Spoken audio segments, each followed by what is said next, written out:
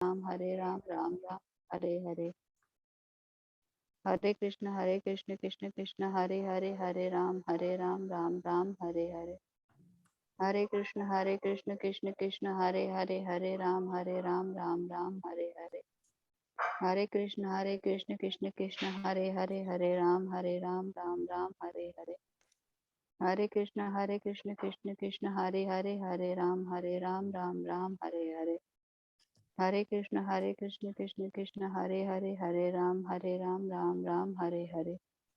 हरे कृष्ण कृष्ण कृष्ण हरे हरे, हरे राम राम राम हरे हरे हरे। कृष्ण माता जी।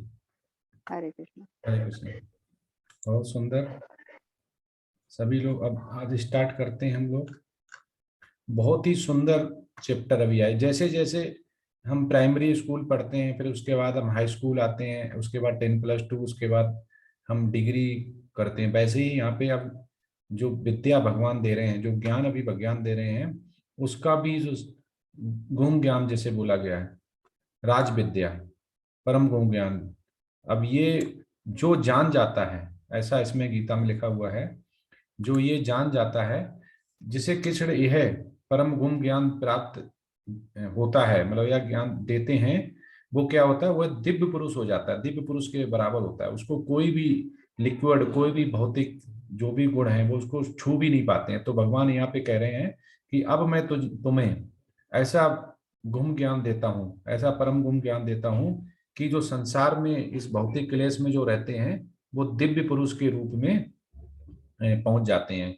तो इतना अच्छा, इसलिए इसको राज कुंभ योग बोला गया, परम गुण ज्ञान। तो इसलिए इसमें अभी देखते हैं कि ऐसा क्या श्री कृष्ण ने बोला हुआ, ऐसा क्या राज विद्या है कि जिसको हम सीख सकते हैं आज इस भौतिक युग में, और हम इस कलेशों से, जो भौतिक कलेश हैं, उसको नहीं सताते। ऐसा क्या है? अभी आपने देखा कि लास्ट में जितने भी 8 चैप्टर तक हम लोगों ने सीखा है, उसमें कृष्ण ने बताया कि भक्ति सर्वोच्च है, भक्ति ही सबसे उत्तम है। कृष्ण भावनामृत होना, कृष्ण भावना भावित होना, इंद्रियों को करना है, जो 8 है उसमें, जो 5 हो गया उसमें अहंकार हो गया, लोभ हो गया, लालच हो गया, ये सभी हम, और 5 कर्मेंद्रियां हो गई, इंद्रियां हो गई, इन सबसे भी उत्तम क्या बोला गया कि इनको अगर कंट्रोल करते हैं तो क्या होता है, हम भक्ति में सर्वोच्च हो जाते हैं। और इस चैप्टर में खास तौर से चैप्टर जो अभी 9 है, इस चैप्टर में अपने सर्वोच्च गौरव को प्रकट करते हैं। सर्वोच्च गौरव जो उनके पास विद्या है, जिसके पास नॉलेज है, वो आज पृथ्वी पर उतार रहे हैं कि जिससे कि लोगों का भला हो जाए, आनंद जीवन जी सकें। तो इसमें क्या होता है कि जो 3 चीजें बहुत मुख्य बताई गई हैं, इसमें होता है श्रद्धा। अगर हमें श्रद्धा है तभी हम भगवान को समझ सकते हैं। दूसरा होगी भक्ति, और तीसरा होगा विस्मय। अगर ये तीनों जब होते हैं तो ही हमें इस कर्तव्य के लिए हम प्रेरित होते हैं और भगवान के ज्ञान को जान पाते हैं। और इसमें जो बोला गया है कि भगवान को जान लेने के बाद अगर हम करते हैं क्या, श्रवण करते हैं, कीर्तन करते हैं, स्मरण करते हैं, पाद सेवन करते हैं, अर्चन करते हैं, वंदन करते हैं, दास से सख्य तथा आत्मसमर्पण, ये 8 जो विधियां हैं अगर हम करते हैं, तो इस राजगुण विद्या को हम समझ सकते हैं और हम वैकुंठ लोक, परम धाम को जा सकते हैं। अब इसमें बोला गया पहले उसमें, श्री भगवान उवाचा इदम तू ते गुहतम प्रवक्ष्याम्य सूयवे ज्ञानम विज्ञान सहितम यज्ञात्वा मोक्षसे सर्वहात। श्री भगवान ने कहा, हे अर्जुन, चूंकि तुम मुझसे कभी ईर्ष्या नहीं करते, इसीलिए मैं तुम्हें यह परम गुण ज्ञान तथा अनुभूति बतलाऊंगा, जैसे जानकर तुम संसार के सारे क्लेशों से मुक्त हो जाओगे। तो ये बोला गया कि सारे कलेशों से मुक्त हो जाओगे, कि जिसमें कलेश क्या होते हैं, हम हैप्पी लाइफ नहीं जी पाते हैं, जो भौतिक हमारे गुण हैं, जो लिक्विडिटी है, वो हमें अपनी तरफ लिक्विड ले जाता है, और भौतिक के बंधन में हम ऐसे बंध जाते हैं कि हमें नॉलेज नहीं रहती कि भगवान क्या कहना चाह रहे हैं, भगवान क्या। इसलिए उन्होंने बोला कि अभी तक हमें गौतम ज्ञान, गुह ज्ञान और गुह ज्ञान, ये 3 ज्ञान उन्होंने बोला कि हम तुम्हें बताने जा रहे हैं, जिसमें कि अभी गुह ज्ञान राज विद्या है। और जिसे जानकर, ऐसा भी बोला कि जिसे जानकर तुम संसार के सारे क्लेशों से मुक्त हो जाओगे। और इसमें इस प्रथम श्लोक का विशिष्ट महत्व इसलिए है कि इदम ज्ञानम, यह ज्ञान शब्द शुद्ध भक्त के घोतक हैं, और जो 9 प्रकार की होती है, जो अभी हमने बताया, श्रवण, कीर्तन, हमें श्रवण करना चाहिए, हमें कीर्तन करना चाहिए, भगवान ये कह रहे हैं, और स्मरण करना चाहिए। पाद सेवन हो गया, अर्चन हो गया, बंधन हो गया, दास्य हो गया, सख्य हो गया, आत्म समर्पण होना चाहिए। जैसे इसमें आप दास्य जो वत्सल्य होता है, दास्य जो प्रभुत्ता होती है, आप हनुमान से सीख सकते हैं, कितने बड़े शुद्ध भक्त थे। ठीक है। सख्य हो गया, जैसे सखा किसका हो गया, अर्जुन किसके सखा थे, श्री कृष्ण के। उन्होंने पूरा अपनी शिष्य समझकर श्री कृष्ण ने गुरु पद संभाला और उनको सारी विद्याएं उनको बता दी। तो उस विद्या के सहारे गीता में जो भी वेद व्यास जी ने लिखा हुआ, वो आज हमें इस भौतिक युग में और इस कलयुग में हमें ये मिल रहा है विद्या, जिसको हम अपना के वैकुंठ लोक जा सकते हैं, अपने कर्म सुधार सकते हैं, उच्च लोका में भी जा सकते हैं, और जितने भी प्रारब्ध होते हैं वो कट जाते हैं। लेकिन हमें वो आसक्त रहना पड़ेगा, हमें उससे गिरना नहीं है। इस भक्त के 9 तत्वों का अभ्यास करने से मनुष्य का आध्यात्मिक चेतना अथवा कृष्ण भावनामृत तक उठ जाता है, उठ पाता है। इस श्लोक का अनुस्वेव्य शब्द भी अत्यंत महत्वपूर्ण है। बहुश्रुत विद्वान भी भगवत गीता के विषय में अशुद्ध व्याख्या करते हैं। चूंकि वे कृष्ण के प्रति ईर्ष्या रखते हैं, अतः उनकी टीकाएं व्यर्थ होती हैं। केवल कृष्ण भक्तों द्वारा की गई टीकाएं ही प्रमाणिक हैं। कोई भी ऐसा व्यक्ति जो कृष्ण के प्रति ईर्ष्यालु है, ना तो भगवत गीता की व्याख्या कर सकता है, ना पूर्ण ज्ञान प्रदान कर सकता है। अतः ऐसी टीकाओं से सावधान रहना चाहिए। जो व्यक्ति यह समझते हैं कि कृष्ण भगवान है और शुद्ध तथा दिव्य पुरुष है, उनके लिए अध्याय लाभप्रद होंगे। लोगों की अपनी अपनी नॉलेज के हिसाब से, कहीं से फेसबुक से पढ़ लिया, गूगल से पढ़ लिया, किसी पूर्वज से सुनते चले आए, किसी आस पड़ोस ने बता दिया, तो अगर जब तक प्रमाण नहीं है तब तक उसको नहीं मानना चाहिए। प्रमाण हो, गीता एक वेद शास्त्र, परम पुराण, महापुराण, भक्ति स्मृता, सिंधु नेक्ट्रा, डिवोशन नेक्ट्रा, इंस्ट्रक्शन, वेद, इतने सारे प्रमाण हैं कि जिसमें ये भी बताया गया कि भगवान कौन है, दिव्य पुरुष क्या होता है, और दिव्य पुरुष अपने उत्तम कर्म द्वारा कैसे गोलोका या वैकुंठ लोक जा सकता है। तो ये सब बताया गया। तो जब भी हम ये करते हैं, जो अपरा प्रकृति परा होती है कि पृथ्वी जल अग्नि वायु आकाश मन बुद्धि तथा अहंकार, ये सब प्रकार से विभक्त अगर हो जाते हैं तो इस विद्या को समझ जाते हैं और भगवान में आसक्त हो जाते हैं।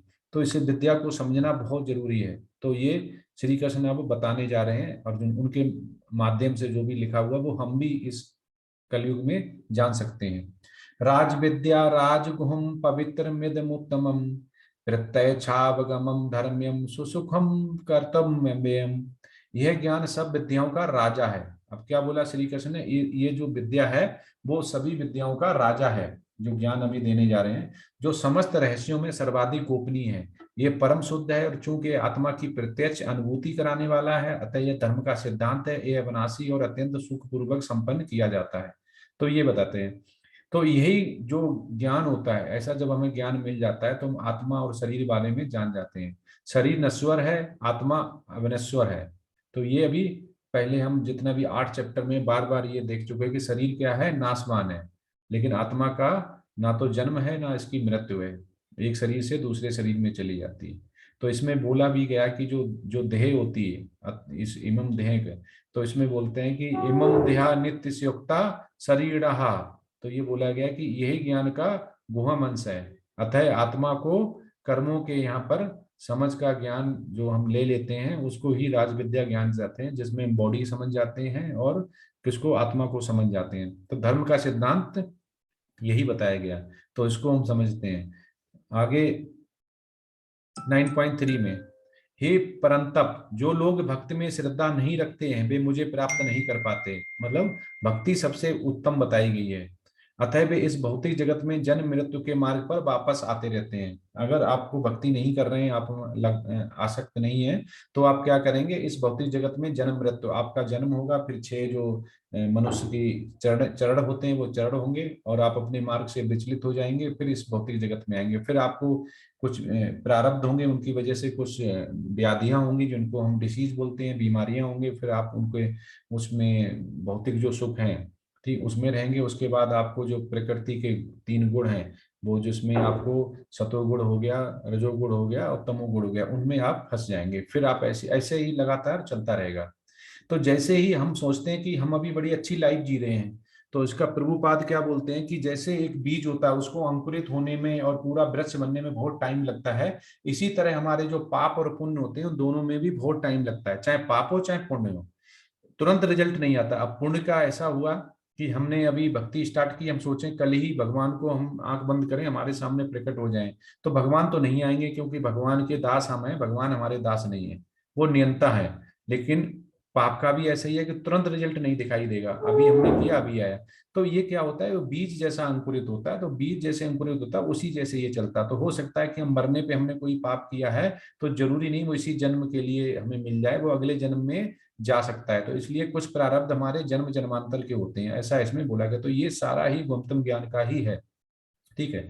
और जो पद्म पुराण में लिखा हुआ है कि अपराबद्ध फलम पापम कूटम बीजम फले सिंक कृष्णय विप्रलियत विष्णु भक्ता रता रतम न हम। तो ये बोला गया कि जो भी है वो नियंता कौन है, श्री कृष्ण है। और श्री कृष्ण ही की अगर हम भक्ति करते हैं, श्रद्धा रखते हैं, डिटर्मिनेशन, सिंसियरिटी और पंचुअलिटी रखते हैं, तो इसे भौतिक जगत के जन्म मृत्यु से हम छुटकारा पा सकते हैं। 9.4 में, यह संपूर्ण जगत मेरे अव्यक्त रूप द्वारा व्याप्त है, समस्त जीव मुझ में है किंतु मैं उनमें नहीं हूँ। समस्त जीव किसमें है, मुझ में है, किंतु मैं उनमें नहीं हूँ। तो ये ऐसा वो ज्ञान बता रहे हैं कि 9.5 में, तथाप मेरे द्वारा उत्पन्न सारी वस्तुएं जिसमें स्थित रहती हैं, जरा मेरे योग ऐश्वर्य को देखो। यद्यप मैं समस्त जीवों का पालक भरता हूं और सर्वत्र व्यापूत हूं, लेकिन मैं इस विराट अव्यक्त का अंश नहीं हूं, मैं सृष्टि का कारण स्वरूप हूं। 9.6 में, जिस प्रकार सर्वत्र प्रवहमान प्रबल वायु सदैव आकाश में स्थित रहती है, उसी प्रकार समस्त उत्पन्न प्राणियों को स्थित को जानो। तो यहाँ भगवान श्री कृष्ण क्या कहते हैं कि जो भी उनकी सृष्टि रचना के बाद, चाहे वो जल हो गया चाहे वायु हो गया, वो विद्यमान रहती है। हम कितना परेशान हो जाते हैं कि अगर गर्मी आती है, जो वायु ने हमें हवा नहीं चलती है, तो इतना परेशान हो जाते हैं कि आर्टिफिशियल फैन, कूलर, पंखा, एसी चलाने पड़ते हैं। लेकिन प्रकृति ने हमें जो नेचुरल दिया है उसको इतना हम दोहो रहे हैं, उसकी हम कभी भी महत्व नहीं समझ पाते हैं। तो भगवान यही कहना चाह रहे हैं कि प्रकाश कड़म में अभ्यासात, की जो प्रकाश है वो सर्वत्र व्याप्त है। और नारद जी ने भी जो ज्ञान सीखा था वो ऋषि मुनि के संगत में। तो संगत बहुत जरूरी है। संगत मीन्स कि जिसमें कि सरवड़ हो, और सिरवड़ करें और सिरवड़ से सुने। तो सिरवड़ कीर्तन का जो रुचि उत्पन्न जिसमें हो जाती है, वो बिल्कुल ही भगवान के करीब हो जाता है, भगवान का शुद्ध भक्त बन जाता है। अब अगला 9.8 में वो बोलते हैं कि संपूर्ण विराट जगत मेरे अधीन है, और ये मेरी इच्छा से बारंबार स्वतः प्रकट होता रहता है, और मेरी इच्छा से अंत में विनष्ट हो जाता है। तो कहना चाह रहा है कि ऐसी सृष्टि की रचना बार बार होती है, और बार बार ये सृष्टि की रचना होने पे समाप्त हो जाता है, प्रलय आती है, फिर सृष्टि की रचना होती है, प्रलय। तो ऐसा नहीं कि इस बार हम कलयुग में बैठे हुए पहला कलयुग है, ऐसे कलयुग पहले भी आ चुके होंगे। तो इसलिए वो बताना चाह रहे हैं कि इसलिए हम जन्म जन्मांतर में जो हमारे प्रारब्ध हैं, अगर नहीं होते हैं तो हम शुद्ध भक्त बनते हैं, अगर प्रारब्ध होते हैं तो अगले जन्म में, अगर मृत्यु जन्म की साइकिल से छुटकारा नहीं मिला तो हमें अगले जन्म में उनको देखना पड़ेगा। O Dhananjay, all this work can not bind me, I am ever detached stated as though neutral. तो ये 9.9 में बोल रहे हैं कि मैं जो जो भी कर्म करता है, ठीक है, वो मेरे लिए बाइंड नहीं होता है, मतलब आत्मा से नहीं होता, वो अपने भौतिक शरीर के लिए करता है। तो इसलिए मैं स्वतंत्र हूँ, मैं किसी से बाइंड अप नहीं, मैं स्वतंत्र हूँ। और सारे ही जो जीव हैं वो किससे हैं, वो मेरे अधीन है। सारे देवतागण भी मेरे अधीन है, सारी सृष्टि भी नियंता कौन है, मैं ही हूँ। तो वो ये बताना चाह रहे हैं कि इससे कि हमें ज्ञान ये मिले कि हम क्या सोच रहे हैं और क्या हम हमें भगवान बता रहे हैं। 9.10 में क्या बोल रहे हैं, मैया दक्षेण प्रकृता सुयते सचराचरम हेतु नानेन कौंते जगति परतते। तब जगति परतते 10 में बोल रहे कि हे कुंती पुत्र, ये भौतिक प्रकृति मेरी शक्तियों में से एक है, और मेरी अध्यक्षता में कार्य करती है, जिससे सारे चर तथा अचर प्राणी उत्पन्न होते हैं। इससे शासन में यह जगत बारंबार सृजित और विनष्ट होता है। वो फिर कह रहे हैं कि सभी जो भौतिक प्रकृति हैं वो मेरी शक्तियों में से एक है, जिसमें कि पराशक्ति और अपराशक्ति, आ माने नहीं, परा मतलब परा। तो ये शक्तियां जो होती हैं वो भगवान कह रहे हैं वो सब मेरे अधीन है और मेरे ही अध्यक्षता में कार्य करती हैं।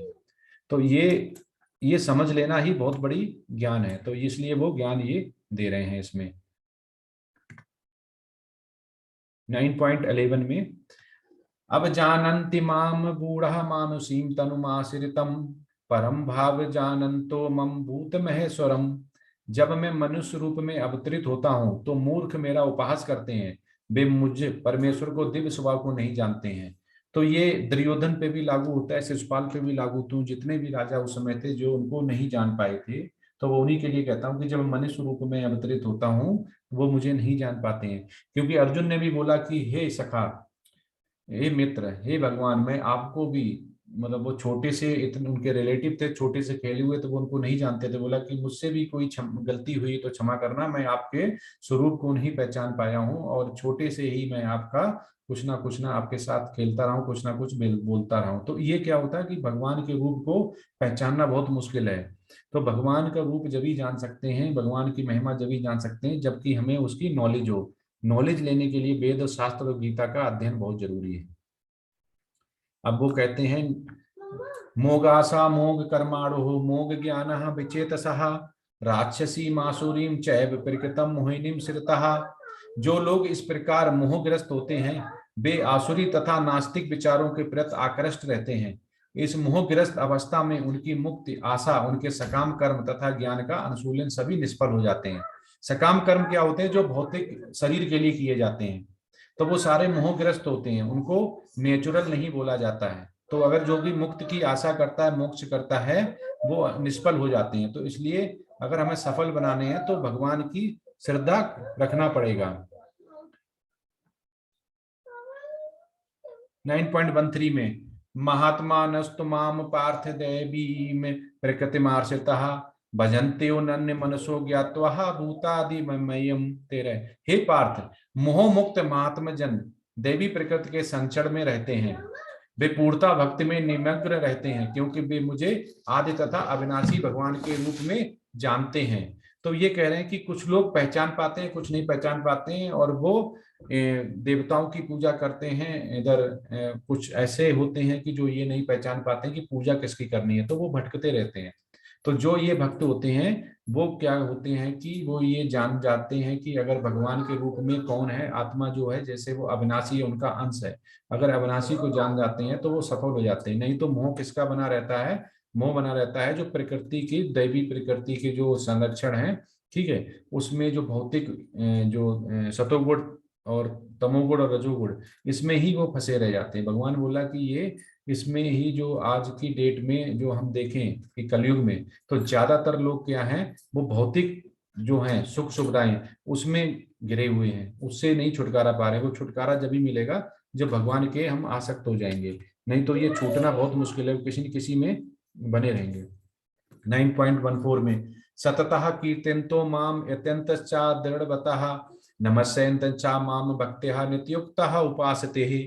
हे महात्मा, मेरी महिमा का नित्य कीर्तन करते हुए, दृढ़ संकल्प के साथ प्रयास करते हुए, मुझे नमस्कार करते हुए भक्तिभाव से निरंतर मेरी पूजा करते हैं।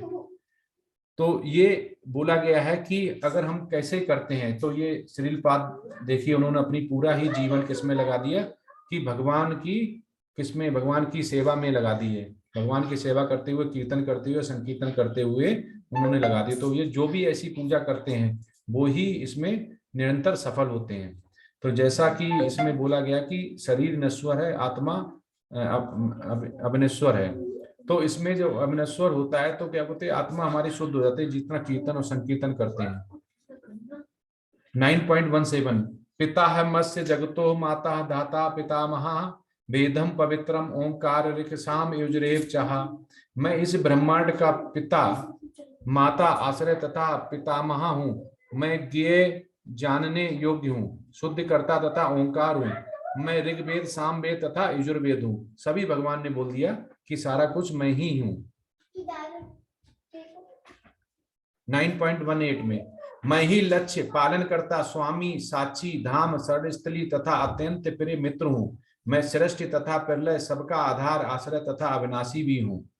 तो अविनाशी बीज भी हूँ, मतलब वो ये कहना चाह रहे हैं कि जो भी ये प्रकृति का जो करता धरता है वो मैं ही हूँ। कि ये सृष्टि जन्म लेती है, फिर इसका मृत्यु होती है, फिर जन्म लेती है, प्रलय आती है, फिर चलता रहता है। इसमें फिर लोग जन्म लेते हैं, मनुष्य जन्म लेते हैं, फिर प्रलय होती है। तो जैसे ब्रह्मा जी का एक दिन बताया और एक रात बताई हुई कि ब्रह्मा जी का जब दिन होता है तो हम जागते हैं, जब रात होती है तो प्रलय आ जाती है। तो वो ये कहना चाह रहे हैं कि जो भी हमारी शरण लेता है, ठीक है, उस शरण में उसको परम धाम मिलता है। और ये सृष्टि का जो मैं पालक हूँ, वो सबका आधार, जो आश्रय तथा वो कौन है, वो अविनाशी बीज मैं ही हूँ।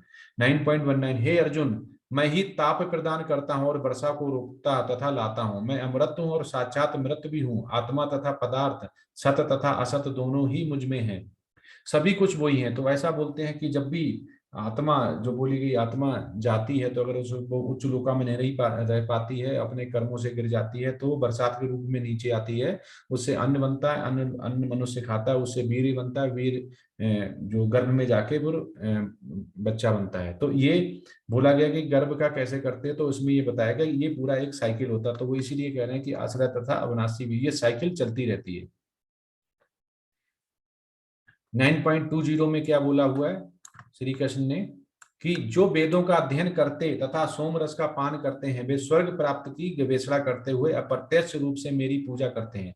वे पाप कर्मों से शुद्ध होकर इंद्र के पवित्र स्वर्गिम धाम में जन्म लेते हैं, जहां वे देवताओं का सा आनंद भोगते हैं। तो वो कहते हैं कि नॉलेज कब मिलेगी? नॉलेज जब मिलेगी जब आप अध्ययन करेंगे वेदों का, शास्त्रों का, और इस सोमराज का अगर पान करते हैं तो आपको स्वर्ग की प्राप्ति की गवेषणा करते हुए अप्रत्यक्ष रूप से मेरी पूजा करते हैं। तो वे कहना चाह रहे हैं कि अगर आप देवलोक, उच्च लोक, गंधर्व जो भी हैं और जिसके भी पूजा करते हैं, तो अतः सभी मुझसे ही निकले हुए हैं। ठीक है, सब में आराध्य हूँ, मैं ही नियंता हूँ, मैं ही पालक हूँ। तो सभी कुछ मेरे को ही अधीन हो जाता है, मुझको ही आता है। तो इसलिए हम जिसको भी जोड़ना है, हम जिसकी भी पूजा करते हैं वो पूजा करते रहें, उससे हमें प्रॉस्पेरिटी मिलती है। अल्टीमेट जिसकी पूजा करते हैं वो भी किसका भक्त होता है? वो भी स्वामी का भक्त होता है। तो इसीलिए यहाँ पे बोला गया है कि इंद्र इंद्र के पवित्र स्वर्गीय धाम में जन्म लेते हैं, जहाँ पे देवताओं का सा आनंद भोगते हैं। तो उच्च लोका तो हम चले ही जाते हैं, वैकुंठ लोक के लिए भगवान की पूजा बहुत जरूरी है। लेकिन हम अच्छे कर्म करते हैं, निष्काम काम करते हैं, और अगर हम देव लोकों की, देवताओं की पूजा करते हैं, तो उच्च लोक तो हमें मिल ही जाते हैं। पर उच्च लोक का मिलने का मतलब नहीं कि हमें हमें वैकुंठ लोक मिल जाएगा। 9.21 में इस प्रकार जब वे उपासक विस्तृत स्वर्गिक इंद्र सुख को भोग लेते हैं और उनके पुण्य कर्मों के फल क्षीण हो जाते हैं, तो वे मृत लोक में पुनः लौट आते हैं। इस प्रकार जो तीनों वेदों के सिद्धांतों में दृढ़ रहकर इंद्र सुख की गवेषणा करते हैं, उन्हें जन्म मृत्यु का चक्र ही मिल पाता है। तो वो कहते हैं कि अगर हमने वेद और शास्त्र की नॉलेज ले ली, अगर उसको हमने अप्लाई नहीं किया, हमने उसको नहीं माना हुआ है, तो वो इंद्रिय सुख जो है, वो इंद्रिय सुख के लिए ही इसी भौतिक जगत में इंद्रिय सुख लेते रहते हैं, और वो उनको फिर जन्म मृत्यु का जो है वो चक्र ही मिल पाता है। तो जन्म मृत्यु के छुटकारा नहीं मिल पाता, मोक्ष नहीं मिल पाता, जिसको मुक्ति बोली गई है। तो 9.22 में क्या बोला है कि अनन्या से तयम तो माम ये जनः पर्युपासते ते साम नित्याभियुक्ता नाम योग क्षेमम महामेहम। किंतु जो लोग अनन्य भाव से मेरे दिव्य स्वरूप का ध्यान करते हुए मेरी निरंतर पूजा करते हैं, उनकी जो आवश्यकताएं होती हैं उन्हें मैं पूरा करता हूं, और जो कुछ उनके पास है उसकी रक्षा करता हूं। ऐसा भगवान बोल रहे हैं कि किंतु जो लोग मेरी अनन्य भाव से मेरे दिव्य स्वरूप का ध्यान करते हुए मेरी पूजा करते हैं, उनकी जो आवश्यकताएं होती हैं उन्हें मैं पूरा करता हूं, और जो कुछ उनके पास है उसकी रक्षा करता हूं। तो ये भगवान कह रहे हैं। 9.23 ये पन्य देवता भक्ता जनते श्रद्धयामयन्तः ते मामेव कौन्तेय जनते विधि पूर्वकम। हे कुंती पुत्र, जो लोग अन्य देवताओं के भक्त हैं और उनकी श्रद्धा पूर्वक पूजा करते हैं, वास्तव में भी मेरी पूजा करते हैं, किंतु वे वह त्रुटिपूर्ण ढंग से करते हैं। हे कुंती पुत्र, वो बोल रहे हैं कि जो अन्य देवताओं के भक्त हैं उनकी श्रद्धा पूर्वक पूजा करते हैं, वास्तव में भी मेरी पूजा करते हैं, क्योंकि अंत तो मैं ही हूं। तो इसलिए वो भी हमारे, क्योंकि इसमें जो देवता लोग हैं वो भी बहुत शुद्ध भक्त हैं भगवान के, तो अल्टीमेट उनको ही मिलता है। लेकिन उससे आपको वैकुंठा लोक नहीं मिल सकता है, ये भगवान कहना चाहते हैं कि उच्च लोक तो मिल जाएगा, वैकुंठ लोक नहीं मिलता है। 9.25 में यान्ति देवी वृता देवान्य प्रत्यंत प्रतिव्रता भूतानि यान्ति भूतेज्या यान्ति मध्या जिनो अपिमाम। जो देवताओं की पूजा करते हैं वे देवताओं के बीच जन्म लेंगे, जो पितरों को पूजते हैं वे पितरों के पास जाते हैं, जो भूत प्रेतों की उपासना करते हैं वे उन्हीं के बीच जन्म लेते हैं, और जो मेरी पूजा करते हैं और मेरे साथ निवास करते हैं। तो ये वो बोल रहे हैं कि वे उन्हीं के बीच जन्म लेते हैं, और जो मेरी पूजा करते हैं वो मेरे साथ निवास करते हैं। तो सीधा ही गुण ज्ञान में बता रहे हैं कि जो वैकुंठ लोक जाता है वो भगवान के साथ निवास करता है, वो जब ही कर सकता है जब वो भगवान की पूजा अर्चना करता है, वेद शास्त्र में जो बोला गया है। 9.26 में पत्रम पुष्पम फलम तोयम यो मे भक्त्या प्रयस्यति तदम भक्ति पूहे ह्यतम वसनामि प्रिय तात्मनः। यदि कोई मेरे में कोई प्रेम तथा भक्ति के साथ मुझे पत्र पुष्प फल या जल प्रदान करता है तो मैं उसे स्वीकार करता हूँ। तो वो कह रहे कि भगवान इतने दयालु की ऐसा नहीं उनको 56 भोग चाहिए, उनको अगर फल फल और पुष्प और पत्र भी अगर चढ़ा देते हैं तो उनको बहुत स्वीकार है और वो शुद्ध भक्ति को करते हैं। तो ऐसा इसमें बोला गया है। 9.27 यत करोष यद सनास इज्जो होश तदास यति यत पश्यस कौंते ही तत्कुरुस्वा मध्यपर्णम। हे कुंती पुत्र, तुम जो कुछ करते हो, जो कुछ खाते हो, जो कुछ अर्पित करते हो या दान देते हो और जो भी तपस्या करते हो उसे मुझे अर्पित करते हुए करो।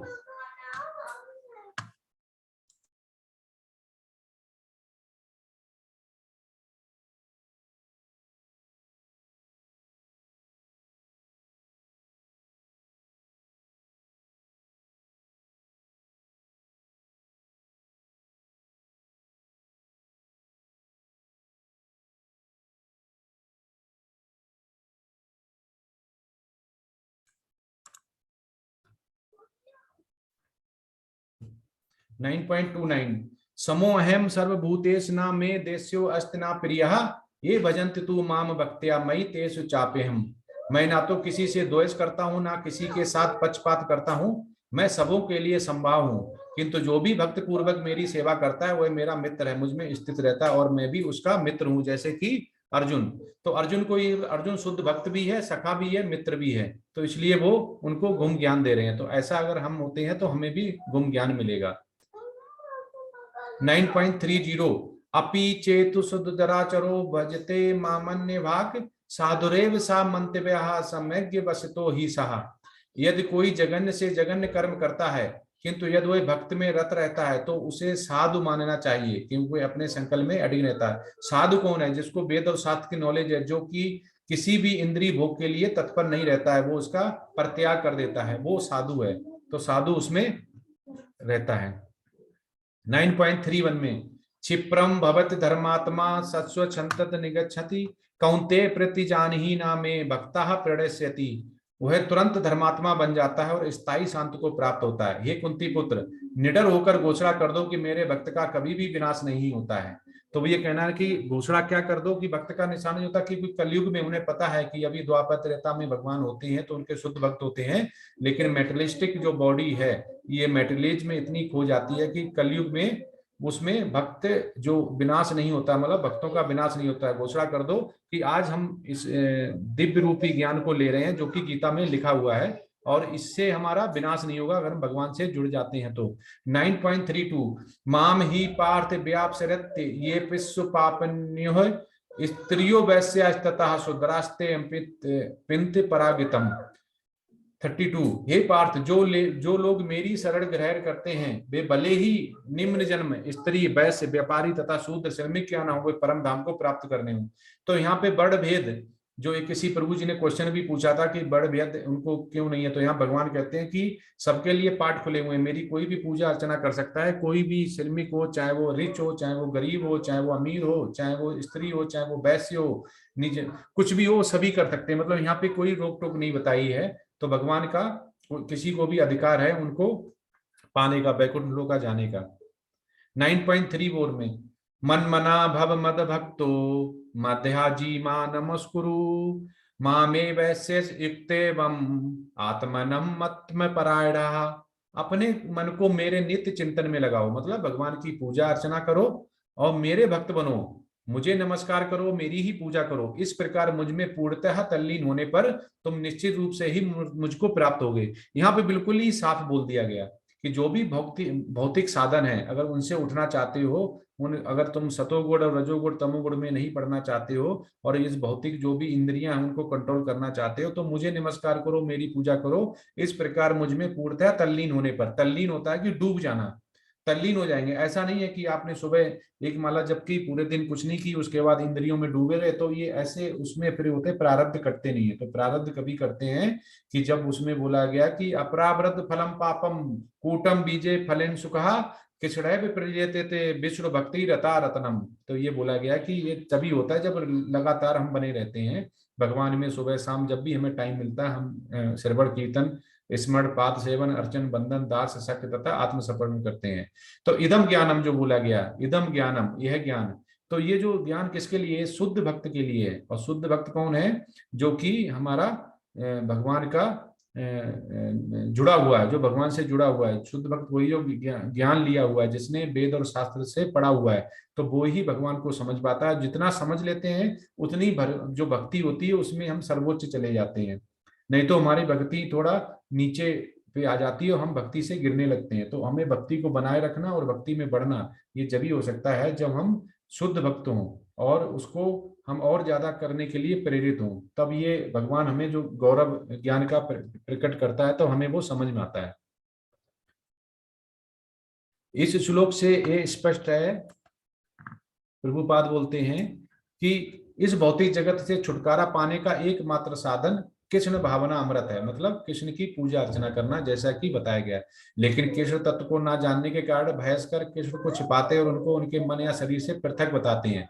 यद्यपि कृष्ण तत्व के प्रति निरी अज्ञानता है, किंतु कुछ लोग जनता को भ्रमित करके धन कमाते हैं। तो धन कमाने का क्या होता है कि धन अगर सबसे अच्छी पहचान है कि कौन धन कमा रहा है नहीं कमा रहा है, तो जो भी ऋषि मुनि हैं या जो भी तांत्रिक हैं या जो भी हैं, जिस भी नाम से आप बोल सकते हैं, गुरु हैं, उनका गुरु जरूर होना जरूरी है। अगर जिसकी गुरु परंपरा में गुरु है तो समझो वो को धन नहीं बना रहा है, वो मंदिर या भगवान की प्रीचिंग के लिए कर रहा है। अगर जिसका गुरु नहीं है और उसका कोई स्टार्ट नहीं है, कोई खत्म नहीं है, उनको नॉलेज मिली है तो नॉलेज कहाँ से मिली, तो उसमें हो सकता है। लेकिन उसमें भी सभी लोग नहीं हो सकते हैं। लेकिन इससे आपको बचना चाहिए कि जो भ्रमित करके धन कमाते हैं उनसे बचना। ये पहचान जब ही आएगी जब आपको पता चलेगा कि हम बगैर धन के ही शिक्षा दीक्षा ले रहे हैं और हम विज्ञान का और ज्ञान का और दिव्य ज्ञान का गौतम ज्ञान का नॉलेज आ रही है। अतः मनुष्य को कृष्ण के आदि रूप में मन को स्थिर करना चाहिए। उसे अपने मन में यह दृढ़ विश्वास करके पूजा करने में प्रवृत्त होना चाहिए कि कृष्ण ही परम है। कृष्ण की पूजा करने के लिए भारत में हजारों मंदिर हैं जहां पर भक्ति का अभ्यास किया जाता है। जब ऐसा अभ्यास हो रहा है तो मनुष्य को चाहिए कि कृष्ण को नमस्कार करे, उसे अचर विग्रह के समक्ष नतमस्तक होकर मनसा वाचा कर्मणा हर प्रकार से प्रवृत्त होना चाहिए। इससे वह कृष्ण भाव में पूर्णतः तल्लीन हो जाएगा। इससे वह कृष्ण लोक को जा सकेगा। उसे चाहिए कि कपटी बहसकारों के बहकावे में ना आए। उसे श्रवण कीर्तन आदि नवदा भक्त में प्रवृत्त होना चाहिए। शुद्ध भक्ति मानव समाज की चरम उपलब्धि है। शुद्ध भक्त कब बन जाएंगे? जबकि आप श्रवण और कीर्तन और संकीर्तन करेंगे। तो इसमें कोई भी आपको भ्रमित नहीं कर पाएगा, क्योंकि जहां पे भी आपको धन मांगा जाए तो समझो भगवान को भगवंत धाम या वैकुंठ जाने के लिए आपको धन की क्या आवश्यकता है? आपको शुद्ध भक्ति होनी चाहिए। शुद्ध भक्ति जब ही आएगी जब आपको स्पिरिचुअल मास्टर मिलेगा। स्पिरिचुअल मास्टर आपको बताएगा, क्योंकि इसमें स्पिरिचुअल मास्टर इसलिए जरूरी है कि अगर कोई भी गुरु है, जैसे प्रभुपाद गुरु हैं, प्रोमिनेंट गुरु हैं, लेकिन क्या है वो जिंदा नहीं है अभी, तो वो हमें करेक्ट नहीं कर पाएंगे। हमें करेक्ट कौन करता है? हमारे घर में बुजुर्ग होते हैं। हमने ये गलत किया, हमने ये सही किया, तुमने ये गलत किया, तुमने, तो हमें जो आसपास सोसाइटी होती है, समाज होता है, वो सही करता है। हमारे घर में जो हमसे बुजुर्ग होते हैं, बड़े होते हैं, वो हमें करेक्ट करते हैं। बच्चे को उसका भाई माता पिता करेक्ट करते हैं कि क्या गलत है क्या सही है। तो इसलिए हमारा स्पिरिचुअल मास्टर होना बहुत जरूरी है जो हमें करेक्ट कर पाए। और ये सब जो दीक्षा शिक्षा जो भी होती है, इसमें कहीं पे भी बहुत ज्यादा धन की आवश्यकता नहीं होती कि धन से हम किसी भी भगवान को पा सकते हैं या हम कृष्ण भावना अमृत हो सके या हम भगवत धाम जा सकते हैं। क्योंकि आपको ही कर्म करना पड़ेगा। आपकी जगह पर कोई दूसरा कर्म नहीं कर सकता, कोई दूसरा भगवत धाम नहीं जा सकता, भगवत नहीं कर सकता है। इसमें तो टॉपिक से रेफरेंस कीवर्ड्स है कि भागवत ऐश्वर्य जना 9.1 9.0 राज विद्या राजगुहम बेज टू अप्रोच कृष्णा क्या क्या है, सतम कीर्तयंतो मम, स्वीटनेस ऑफ एक्सक्लूसिव डिवोशन, मन मना भव मद भक्तो। तो ये यहाँ पे रेफरेंस लिए गए हैं। तो ये सब इसका सार था चैप्टर समरी का 9 का। बहुत अच्छा सब्जेक्ट है, बहुत अच्छा चैप्टर है। और आज गीता जयंती भी थी, तो हम लोगों ने जितने भी टीचर्स हैं उन्होंने आज श्लोका भी किया। हमारे जो हिंदी लेवल 3 था, उसके जितने भी भक्तगण थे उन्होंने सबने आज चैंटिंग भी की, श्लोक का रेसिटेशन भी किया, और ये हमारे जो गुरु हैं उनको हमने समर्पित किया। उसका वीडियो लिंक हम डाल देंगे, यूट्यूब पे बनाई है। तो ये हमारा आज का चैप्टर 9 होता है, और इसके साथ जो है वो हम अभी साइंस एंड स्पिरिचुअल का वो करेंगे।